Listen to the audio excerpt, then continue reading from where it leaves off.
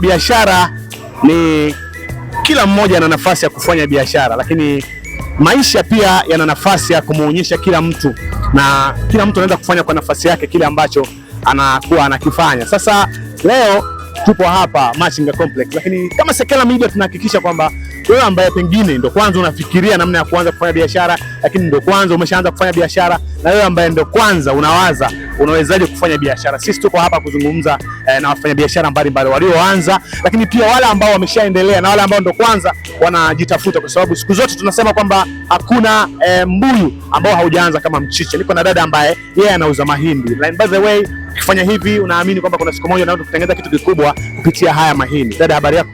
Salama. Vizuri. Unaitwa nani? Naitwa Asteria Bernard. Asteria Bernard. Ndio. Okay. Mbona umepoa sana? Mahindi vipi ya? Matamu? Matamu. Sana? Sana. Okay, sawa. Bana, sisi kama Sekela Media tunataka kujua kutoka kwako. Hii biashara ni biashara yako pendwa ambayo pengine sasa hivi una muda gani unaifanya? Hii biashara ni biashara yangu ambayo nimeianzisha na ni ya kwa muda tu. Na nina kitu kama miaka miwili. Miaka miwili? Ndio. Naifanya mpaka sasa hivi? Ndio. Okay. Vipi hiyo miaka miwili? Kuna kitu ambacho pengine kupitia mahindi umewahi kufanya? Ndio, vipo. Kama umetutajia hata vitu viwili hivi ambavyo vikubwa ushafanya? Nimefanya mambo makubwa sana. Ndio chague, ndio simama hapa mzee uchague mwindi. Kwa nini? Kuna vitu vingi ambavyo nimefanya kupitia biashara yangu. Inanilipia kodi, inanipelekea watoto shule. Okay. Yeah. Safi kabisa aisee. Kwa hiyo una watoto wangapi? Na watoto wawili. Wawili, wote wa kike au wa kiume? Wa kike.